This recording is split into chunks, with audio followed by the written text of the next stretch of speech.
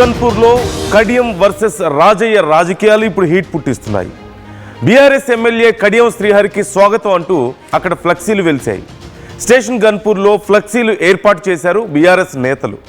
ఓవైపు ఎమ్మెల్యే కడియం శ్రీహరి, మరోవైపు మాజీ ఎమ్మెల్యే రాజయ్య ఫోటోలతో అక్కడ ఫ్లెక్సీలు ఏర్పాటు చేశారు. ఫ్లెక్సీలు తొలగించే ప్రయత్నం చేసింది అక్కడ మున్సిపల్ సిబ్బంది, పోలీసులు. ఈ నేపథ్యంలో ఇరు వర్గాల మధ్య ఆందోళన నెలకొంది. మున్సిపల్ సిబ్బంది, పోలీసులను అడ్డుకున్నారు బీఆర్ఎస్ నేతలు. రానున్న రోజుల్లో కడియం ఓటమి ఖాయం అంటూ రాజయ్య అంటున్నారు. కడియం రాజకీయ సమాధి నేనే కడతానంటూ రాజయ్య చెప్తున్నారు. ఈ తతంగం అంతా మొదలవడానికి అసలు కారణం ఏంటి అనే ప్రశ్న వస్తే, ఈ మధ్య స్పీకర్ ఇచ్చినటువంటి నోటీసులకు, అంటే పార్టీ ఫిరాయించిన వాళ్ళ మీద చర్యలు తీసుకోవాలని బీఆర్ఎస్ ఫైట్ చేస్తున్న నేపథ్యంలో, అందులో కడియం పేరు కూడా ఉన్న నేపథ్యంలో కడియం సమాధానం చెప్పాలంటూ స్పీకర్ నోటీసులు జారీ చేశారు. దానికి సమాధానంగా నేనేం పార్టీ మారలేదు, బీఆర్ఎస్ లెజిస్లేటివ్ పార్టీకి నేను కాంట్రిబ్యూషన్ కూడా ఇస్తున్నాను, నెలకు 5,000 చొప్పున. కాబట్టి నేను పార్టీ మారినట్లు ఎక్కడ ఆధారాలు లేవు. బీఆర్ఎస్ సమర్పించింది కేవలం మీడియాలో వచ్చినటువంటి కొన్ని కథనాలు మాత్రమే. అథెంటిక్ గా, ప్రాపర్ గా, పూర్తి స్థాయిలో నేను పార్టీ మారాను అనడానికి ఎలాంటి ఆధారాన్ని బీఆర్ఎస్ సమర్పించలేకపోయింది అంటూ కడియం సమాధానం ఇచ్చారు. ఈ నేపథ్యంలో కడియం బీఆర్ఎస్ లోనే ఉన్నారు కదా అయితే మరి అని బీఆర్ఎస్ నాయకుడు కడియం శ్రీహరికి వెల్కమ్ అంటూ అక్కడ బ్యానర్లు వెలిశాయి. వీటిని తొలగించే ప్రయత్నం జరగడం, పోలీసులు, మున్సిపల్ సిబ్బంది అక్కడికి వెళ్ళడం, అక్కడ బీఆర్ఎస్ నాయకులు మా నాయకుడి కోసం మేం పోస్టర్లు పెట్టుకుంటే మీకేంటి సమస్య అంటూ వాళ్ళని ప్రశ్నించడం, అక్కడ వాగ్వాదం చోటు చేసుకోవడం మనం చూస్తూనే ఉన్నాం. మరోవైపు రాజయ్య కూడా చాలా సీరియస్ కామెంట్స్ చేస్తున్నారు. కడియంకి రాజకీయ సమాధి నేనే కడతాను, ఇక ఆయన రాజకీయ భవిష్యత్తు అయిపోయింది అంటూ మాట్లాడారు. ఇప్పుడు ఈ విషయం సంచలనంగా మారింది. ఒక్కసారి ఆ పోస్టర్లు తొలగించే క్రమంలో అక్కడ ఉన్నటువంటి పరిస్థితిని, ఎలాంటి వాగ్వాదం జరుగుతుందో ఒకసారి నేను మీకు చూపిస్తాను.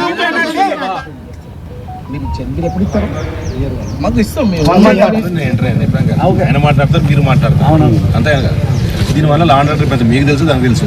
సో తెలంగాణ మున్సిపల్ యాక్ట్లో ఏముంది మీకు తెలుసు, మీరు ఆల్రెడీ మీరు ఫ్లెక్స్ పెట్టడం తెలుసు. దాంట్లో గతంలో కూడా మినిస్టర్ గారు కూడా చెప్పడం జరిగింది, దానికి ఎప్పుడు పర్మిషన్ ఉండాలి, ఎట్లుండాలా. ఫ్లెక్సీకి పర్మిషన్ తీసుకురా, చూపిస్తాం.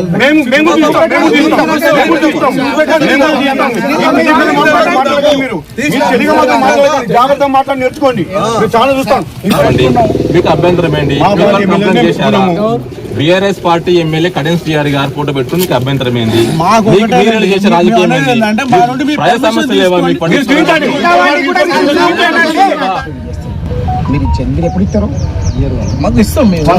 బీఆర్ఎస్ పార్టీ కార్యకర్తల కష్టంతో గెలిచినటువంటి కడియం శ్రీహరి నియోజకవర్గ అభివృద్ధి ధ్యేయంగా నేను పార్టీ మారుతుందని చెప్పేసి, కాంగ్రెస్ పార్టీలో చేరని చెప్పేసి బహిరంగంగా మీటింగ్లలో చెప్పడం కూడా జరిగింది. పార్టీ ఫిరాయింపుల చట్టంలో భాగంగా సుప్రీంకోర్టు నిర్ణయం మేరకు మళ్ళీ స్పీకర్ గారికి 2 రోజుల క్రితము నేను బీఆర్ఎస్ పార్టీలోనే ఉన్నాను, నాకు వచ్చేటువంటి శాలరీ నుంచి కూడా ఎవ్రీ మంత్ 5,000 బీఆర్ఎస్ పార్టీ ఖాతాలో పడుతుంది, నేను బీఆర్ఎస్ పార్టీలో ఉన్నాను, కాంగ్రెస్ పార్టీలో చేరలేదని చెప్పేసి విసుగుగా చెప్పడాన్ని మీకు ఖండిస్తూ, ఈరోజు మేము బీఆర్ఎస్ పార్టీలో ఉన్నాను చెప్పిన స్పీకర్ గారు అధికారికంగా ఇచ్చినాం కాబట్టి ఈరోజు మేము బీఆర్ఎస్ పార్టీ ఫ్లెక్సీ మేము కడితే, ఈరోజు మీ యొక్క అధికార పార్టీ ఏజెంట్గా పనిచేస్తున్నట్టు మున్సిపల్ కమిషనర్ ఈరోజు మమ్మల్ని అడ్డుకొని ఫ్లెక్సీని తొలగించడం జరిగింది. ఈరోజు మా ఎమ్మెల్యే అని చెప్పి మేము గౌరవిస్తున్నాం మిమ్మల్ని, కానీ ఈరోజు మీ కాంగ్రెస్ అధికార పార్టీ ఏదైతుందో ఆ ఏజెంట్గా పనిచేస్తున్నటువంటి మున్సిపల్ కమిషనరు ఈరోజు మమ్మల్ని ఇబ్బందులకు గురి చేసి ఫ్లెక్సీని కూడా వీకి మా మీద పోలీస్ స్టేషన్లో బంధించడం జరిగింది. అదేవిధంగా కడియం శ్రీహరి నీకు ఒకటే మీకు కూడా హెచ్చరిస్తూ ఉన్నాం, నువ్వు ఏ పార్టీలో ఉన్నావో నిస్సిగ్గుగా ప్రజల మధ్య ప్రజలకు చెప్పు సమాధానం. దొంగసాటుగా స్పీకర్కు లెటర్లలో రాసి అఫిడవిట్ చెప్పి ఇవ్వడం కాదు. నువ్వు బీఆర్ఎస్ పార్టీలో ఉన్నా అంటే బీఆర్ఎస్ పార్టీ కండ కప్పుకొని ఈరోజు గణపతి వరకు తిరుగు. మళ్ళీ మొన్ననేమో స్పీకర్ గారికి నేను బీఆర్ఎస్ పార్టీలోనే ఉన్నా అని చెప్పేసి నిస్సిగ్గుగా చెప్పుకుంటాను. నీ సిగ్గుచాటు, నీ ఏజ్కి, నీ రాజకీయ అనుభవానికి, నీ రాజకీయ లబ్ధి కోసం, నీ బిడ్డ భవిష్యత్తు కోసం ఈరోజు నువ్వు ప్రజలలో ఎంత నీచానికి దిగుతున్నావు అని చెప్పేసి నువ్వు ఆలోచన చేసుకోని చెప్పేసి చెప్తా ఉన్నాం. రేపు జరిగేటువంటి నీ సర్పంచ్ సన్మాన కార్యక్రమం కూడా మేము అడ్డుకుంటామని చెప్పేసి నేను హెచ్చరిస్తా ఉన్నాం. బీఆర్ఎస్ ఫ్లెక్సీకి పర్మిషన్ తీసుకురా, చూపిస్తాం.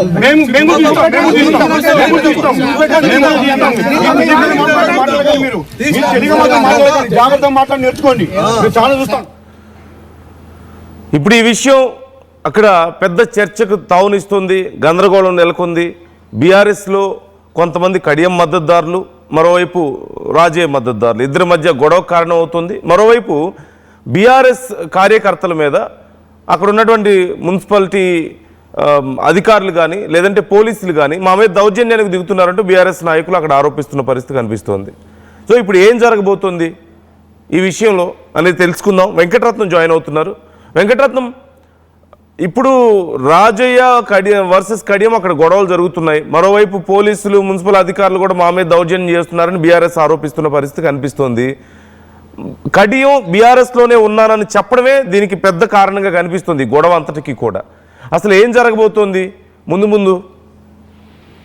నందు, ఇక్కడ కడియం శ్రీహరి ఫ్లెక్సీ వివాదం కూడా ఇక్కడ ఒక రగడకు దారితీస్తుంది. ప్రస్తుతానికైతే నిన్న బీఆర్ఎస్ పార్టీ కార్యకర్తలు ఏర్పాటు చేసుకుంటున్నటువంటి సమావేశానికి అంటే స్టేషన్ గణపురికి వస్తున్నటువంటి నేపథ్యంలో ఇక్కడ బీఆర్ఎస్ నేతలు కూడా ఒక ఫ్లెక్సీ ఏర్పాటు చేశారు. మా ఎమ్మెల్యే మాతోటే ఉంటున్నారు, మా ఎమ్మెల్యేకు కడియం శ్రీహరికి, బీఆర్ఎస్ ఎమ్మెల్యే కడియం శ్రీహరికి స్వాగతం అంటూ ఫ్లెక్సీలు ఏర్పాటు చేయడం మీద మున్సిపల్ సిబ్బంది కూడా కొంత అత్యుత్సాహం ప్రదర్శించినట్టుగానే చెప్పొచ్చు. ఎందుకంటే ఇక్కడ వీళ్ళు ఫ్లెక్సీలు ఏర్పాటు చేస్తున్నటువంటి ప్రకారం మున్సిపల్ యాక్ట్ ప్రకారం కూడా ఖచ్చితంగా పర్మిషన్ తీసుకోవాల్సి ఉంటుందని చెప్పి మున్సిపల్ సిబ్బంది చెప్పడము, అలాగే ఇప్పుడు కాంగ్రెస్ పార్టీకి ఏర్పాటు చేసినటువంటి ప్రతి ఫ్లెక్సీకి మున్సిపల్ అనుమతులు తీసుకున్నారా అంటూ బీఆర్ఎస్ నేతలు ప్రశ్నించడము, అక్కడ కొంత మున్సిపల్ సిబ్బందికి అలాగే బీఆర్ఎస్ కార్యకర్తల మధ్య వాగ్వాదం చోటు చేసుకుంది. దీంతో ఇక్కడ ఫ్లెక్సీని కట్టడము ఇక్కడ ప్రేమతో కట్టారా లేకపోతే సెటరికల్ గా కట్టారా అన్నది కూడా ఇక్కడ మనం గమనించాల్సి ఉంటుంది. ఫ్లెక్సీ కట్టిన తర్వాత మున్సిపల్ సిబ్బంది అడ్డుకున్న సమయంలో కూడా ఇక్కడ మళ్ళీ కడియం శ్రీహరి ఖబర్దార్ అంటూ కూడా బీఆర్ఎస్ కార్యకర్తలు హెచ్చరించడాన్ని అలాగే మాట్లాడడాన్ని కూడా మనం గమనించాలి.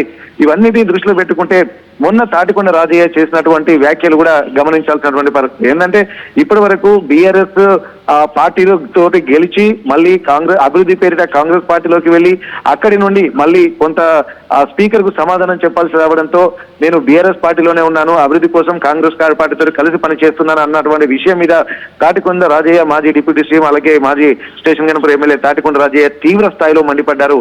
తనకి రాజకీయ సమాధి నేనే కడతాను, ఇప్పటి వరకు కడియం శ్రీహరి రాజకీయ చాప్టర్ క్లోజ్, ఎందుకంటే ఎక్కడ ఉన్నావో రెంటికి చెడ్డ రేవడిలాగా కడియం శ్రీహరి పని అయ్యిందని, అలాగే ఒకవేళ బీఆర్ఎస్ తోటే ఉన్నటువంటి సమయంలో ఏ ముఖం పెట్టుకొని మళ్ళీ బీఆర్ఎస్ కార్యకర్తలను పలకరిస్తావు, వారితో మాట్లాడతావు అన్నటువంటి మాటలు ఇక్కడ తీవ్రంగా పరిగణించాల్సి ఉంటుంది. అంతేకాదు ఇప్పుడు మళ్ళీ ఇటు బీఆర్ఎస్ తోటి ఉన్నానని చెప్పుకుంటూ మళ్ళీ కాంగ్రెస్ కార్యకర్తలతో ఎలా ఉంటావు నువ్వు, అంటే వాళ్ళకి ఏం సమాధానం చెప్తావు, అంటే ఎవరితోటి ఉంటున్నావో తెలుసుకోలేనటువంటి ఒక అసందిగ్ధ వాతావరణంలో కడియం శ్రీహరి ఉన్నాడు. ఇది లాస్ట్ చివరిసారి ఇతని పని అయిపోయిందన్న విధంగా తను వ్యాఖ్యలు చేయడానికి కూడా గమనించాల్సినటువంటి అవసరం ఉంటుంది.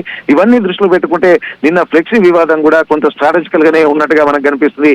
ఈ ఫ్లెక్సీ కట్టిన తర్వాత తన ఒపీనియన్ ఎలా ఉంటుందో తెలుసుకుందాం అన్నటువంటి ఒక ప్రణాళికతోటే బీఆర్ఎస్ కార్యకర్తలు ఇక్కడ ఫ్లెక్సీ ఏర్పడతాను ఒక దేవస్థాన కమిటీకి సంబంధించినటువంటి వాళ్ళు ప్రమాణం చేయడానికి ప్రమాణ స్వీకారం కార్యక్రమానికి కూడా హాజరు కావాల్సినటువంటి అవసరం ఉంది. కానీ ఇక్కడ ఈ ప్రమాణ స్వీకార కార్యక్రమం ఉంటున్నటువంటి నేపథ్యంలోనే ఫ్లెక్సీ ఇక్కడ కడితే అక్కడ అడ్డుకుంటున్నటువంటి నేపథ్యంలో ఈ స్థానిక పోలీస్ స్టేషన్ దగ్గరనే ఈ ఫ్లెక్సీ కట్టడం కూడా గమనించాల్సినటువంటి అవసరం ఉంటుంది.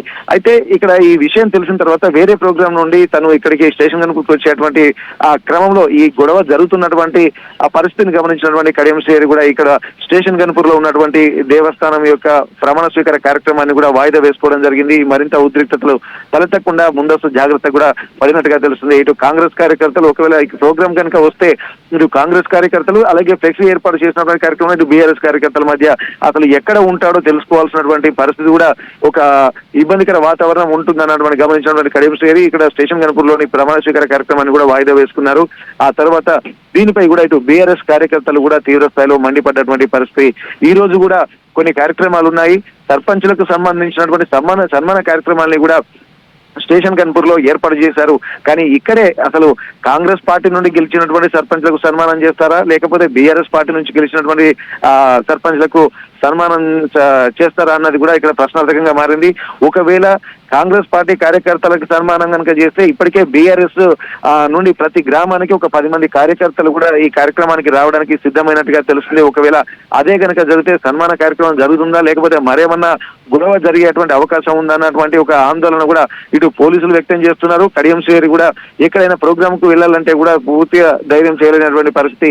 తను మొన్నటి వరకు అందరితోటి కాంగ్రెస్ పార్టీలోనే ఉన్నానని చెప్పి కాంగ్రెస్ కార్యకర్తలతోటి అలాగే నాయకులతోటి చేరుకుంటూ అలాగే గతంలో ఉన్నటువంటి బీఆర్ఎస్ అలాగే కడియం శ్రీహరి వర్గం అంతా కాంగ్రెస్ పార్టీలో కండువాలు కప్పుకున్నారు. కానీ అధికారికంగా పార్టీలో చేరాను అని అంతకుముందు చెప్పాడు. మళ్ళీ ఇక్కడ స్పీకర్ కి సమాధానం ఇచ్చే సమయంలోనే నేను బీఆర్ఎస్ తోటే ఉన్నాను, గులాబీ అధినేతే మా బాస్ అని కడియం శ్రీహరి చెప్పడం కూడా అనేక అసందిగ్ధ వాతావరణాలకు తెరతీస్తుండడంతో గతంలో